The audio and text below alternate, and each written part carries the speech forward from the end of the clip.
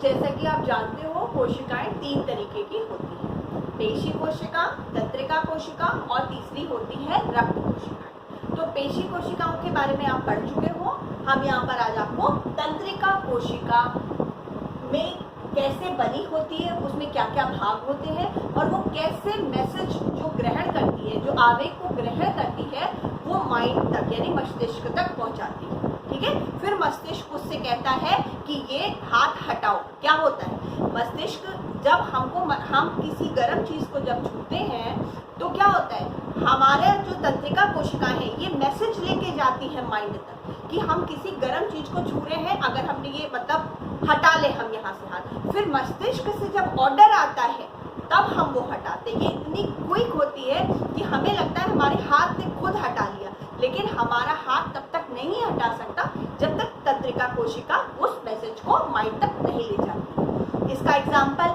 जब ऑपरेशन वगैरह होता है तो आपने देखा होगा, आपने अपनी लोकल भाषा में सुना होगा कि उस जगह को सुन्न कर देते हैं। ठीक है, या लड़कियां जब आप लोग कान में बाली पहनती हैं तो कान छेदते हैं ना, तो क्या करते हैं, कहते हैं सुन्न कर देते हैं। सुन्न का मतलब क्या है कि उस जगह की तंत्रिका कोशिकाओं का जो दिमाग से कनेक्शन है वो कट कर दिया। अब अगर उस जगह को आप काट भी रहे हैं, ऑपरेशन में जैसे पेट वगैरह काट के जो अंदर से ऑपरेशन करा जाता है, तो अगर काट भी रहे हैं तो पता है कि वो चीज वहां पर कट रही है, लेकिन हमें उसका दर्द नहीं होगा। क्यों?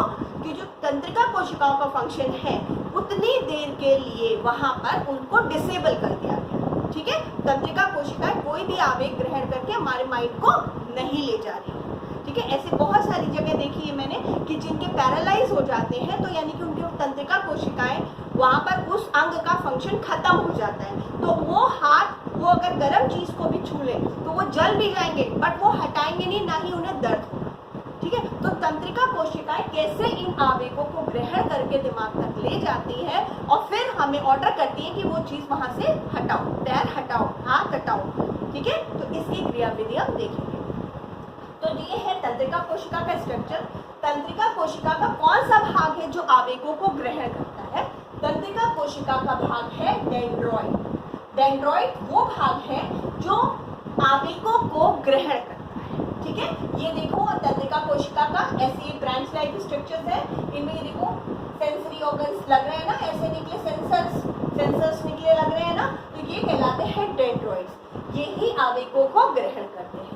जब आवेग ग्रहण होते हैं, अब ये कई ब्रांच लाइक स्ट्रक्चर्स है, लेकिन इसमें एक ब्रांच जो होती है वो लंबी होती है। ठीक है, इसके मतलब ये जो आवेग ग्रहण होते हैं ये दूसरी कोशिका तक यही जो ब्रांच है वो ले जाती है। अब आवेग जो इसने ग्रहण किए वो इस ब्रांच लाइक स्ट्रक्चर, जिसको कि कहते हैं एक्सॉन, जो सबसे लंबी होती है, वहां पर ये आवेग आते हैं। अब जब ये आवेग आते हैं तो आप देख रहे हैं यहाँ पर एक ग्रीन पोर्शन बनाया हुआ है मैंने, ये होता है न्यूरोलेमा। ये मेडुलरी आच्छादन होता है, यानी कि यहाँ पर वसा आच्छादन क्षेत्र होता है। इसका काम यही होता है कि जो यहाँ से आवेग आए हैं उनको उनका प्रवाह यानी उनका मोशन जो है वो मतलब जारी रखना, यानी आवेगों को आगे बढ़ाना। अब आप कहीं कहीं देख रहे हैं कि यहाँ पर ये मेडुलरी आच्छादन नहीं है। ये देखिए इस जगह वसा की लेयर नहीं है, तो इस जगह को हम कहते हैं रेनवियर ग्रंथि। लेकिन ऐसा नहीं है कि सिर्फ मेडुलरी आच्छादन जो जगह है, यानी जो न्यूरोलेमा है, न्यूरोलेमा का ही काम है आवेगों को आगे बढ़ाना, बट यहाँ पर न्यूरोलेमा की परत नहीं है। तब भी उस जगह जिस जगह न्यूरोलेमा की परत नहीं होती है उस जगह रेनवियर ग्रंथि ये काम करती है, यानी यहाँ जो मैसेज है वो यहाँ भी आएगा और यहाँ से यहाँ भी आएगा। रेनवियर ग्रंथि न्यूरोलेमा की एब्सेंस में ये काम करती है, जिस जगह न्यूरोलेमा नहीं होती है। अच्छा, एक चीज और समझिए कि जो न्यूरोलेमा होती है वो अधिकांश तंत्रिका कोशिकाओं में होती है। सभी तंत्रिका कोशिकाओं में वसा की आच्छादन लेयर नहीं होती, जिसको कि न्यूरोलेमा कहते हैं, लेकिन मैक्सिमम तंत्रिका कोशिकाओं में न्यूरोलेमा की परत पाई जाती है, जो कि आवेगों को आगे बढ़ाती है। अब आवेग आए और ये नीचे जो इसका लास्ट पोर्शन होता है वो जो होता है किससे जुड़ा रहेगा? क्योंकि आपको मैंने पहले बताया है कि डेंड्रॉइड्स जो होते हैं उनमें वो काबिलियत होती है कि वो आवेगों को ग्रहण करना। अब ये यहाँ पर मैसेज लाए, अब ये दूसरी कोशिका से जुड़ गए, लेकिन दूसरी कोशिका के किस पार्ट से जुड़े? डेंड्रॉइड से। ठीक है, तो ये जो तंत्रिका कोशिका का लास्ट वाला पार्ट है, ये दूसरी कोशिका के डेंड्रॉइड पार्ट से जुड़ जाते हैं। अब यहाँ पर जो लास्ट वाला पार्ट है, इनमें कुछ बल्ब लाइक स्ट्रक्चर्स होते हैं।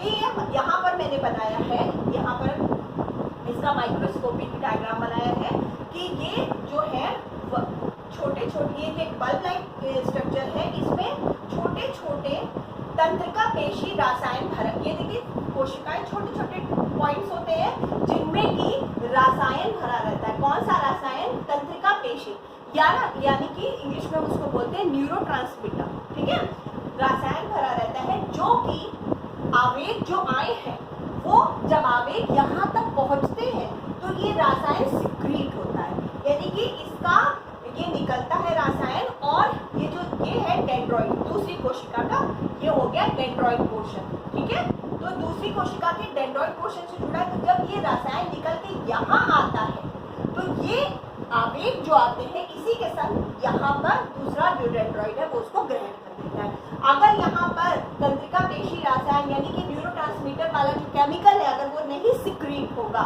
तो आवेग एक कोशिका से दूसरी कोशिका में नहीं जाएगा। ठीक है, तो अब ये हुआ कि ये डेंड्रॉइड से दूसरे से जुड़ा रहता है। तो अब इसने ग्रहण कर लिया, उसके बाद क्या प्रोसीजर चलेगा? वही दूसरी कोशिका का डेंड्रॉइड, फिर वहां से फिर यही पर। हाँ बच्चों, जो मैंने आपको बोर्ड पे पढ़ाया था, अब ये एक मैंने पिक्चर देखिए आपके लिए सर्च करिए, उस पे हम आपको बता रहे हैं ये। ठीक है, ये देखिए बच्चों, ये स्ट्रक्चर जो है सबसे ऊपर, ये कहलाता है न्यूरॉन। ये पूरा नर्व सेल्स, तंत्रिका कोशिका। ठीक है, ये है न्यूरॉन स्ट्रक्चर। ठीक है, अब ये न्यूरॉन स्ट्रक्चर जो है,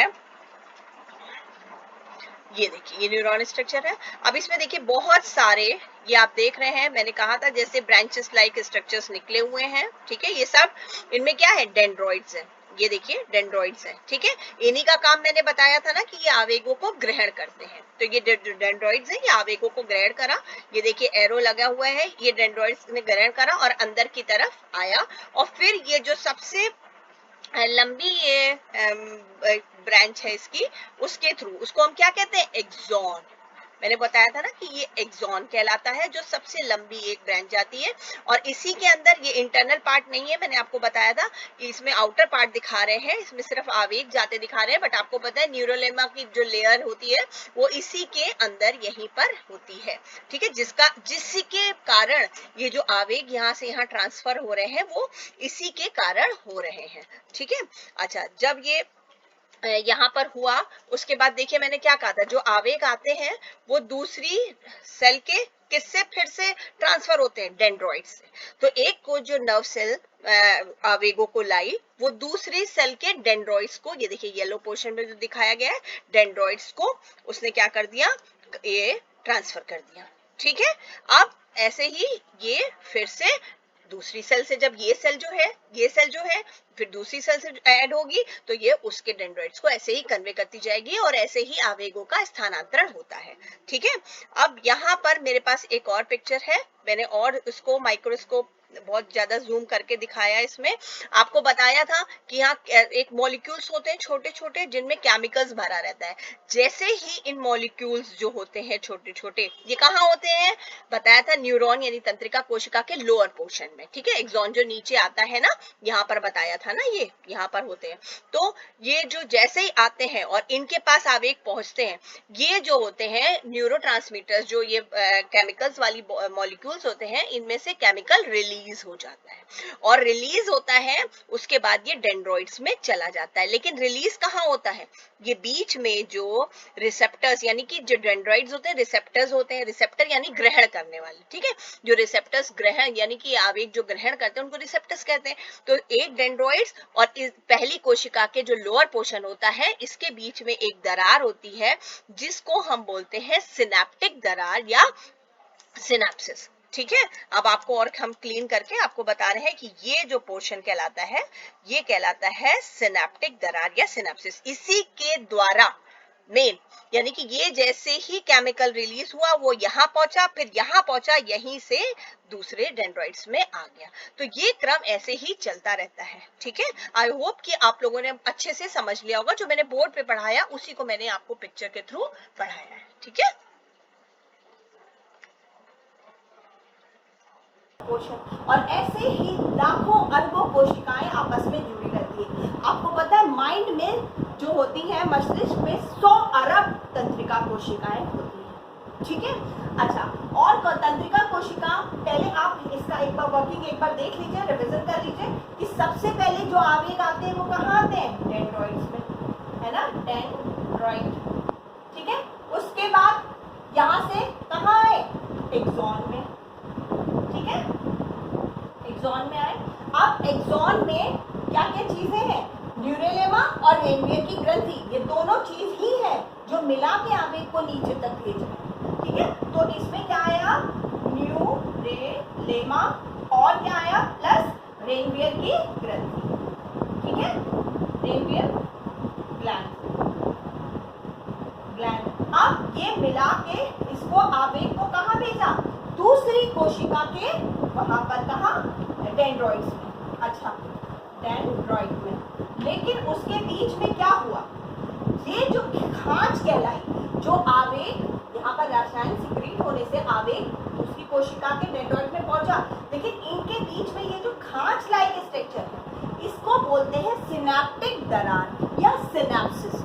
यानी कि जो एक कोशिका का जो एंड पॉइंट होता है, जहाँ पर रसायन होता है, वो जहाँ दूसरी कोशिका के डेंड्रॉइड से कनेक्ट होता है, उस जगह एक खांच होती है और इसी खांच में ये रसायन आता है और इसी खांच को बोलते हैं सिनेप्टिक दरार या सिनेप्सिस, ठीक है। जैसे कि ये मैंने गोले करे हुए हैं, यहाँ पर इसको बोलेंगे सिनेप्सिस। जो ये गोले बने हुए हैं जहाँ पर इसका एंड पॉइंट और इसका डेंड्रॉइड पॉइंट आया है, तो ये हो जाएगा सिनेप्सिस या सिनेप्टिक दरार, ठीक है। अच्छा, अब इसके बारे में कुछ और फैक्ट्स हैं कि आपको पता है जो पेशी कोशिकाएं होती हैं वो, उसमें कोशिका विभाजन होता है और वो कोशिका विभाजन के द्वारा उनकी संख्या बढ़ती है ना। लेकिन अगर किसी पेशी कोशिका अगर का लॉस हो जाता है किसी भी कारण, चोट लगने के कारण, तो दूसरी पेशी कोशिका बन जाती है। लेकिन अगर तंत्रिका कोशिका का लॉस होता है तो तंत्रिका कोशिका पुनः नहीं बनती है, और वो बनती किससे? सिर्फ जो स्टेम सेल्स होती हैं उनसे नई तंत्रिका कोशिका बनती है, या जो अस्थिकण होते हैं, अस्थिकण से नई तंत्रिका कोशिका बन सकती है। उसमें कोई डिवीजन नहीं होता है कि एक तंत्रिका कोशिका 2 में, 2, 4 में डिवीजन हो गए और नई तंत्रिका कोशिका बन जाए। ये सिर्फ पेशी कोशिकाओं में ही होता है। अगले चैप्टर में मैं आपको तंत्रिका कोशिका के प्रकार के बारे में बताऊंगी। अगर इसमें कोई भी आपको प्रॉब्लम आई हो, कोई भी पॉइंट में नहीं समझ में आया है, तो प्लीज आप मुझे मैसेज करके नीचे लिख के भेज सकते हैं।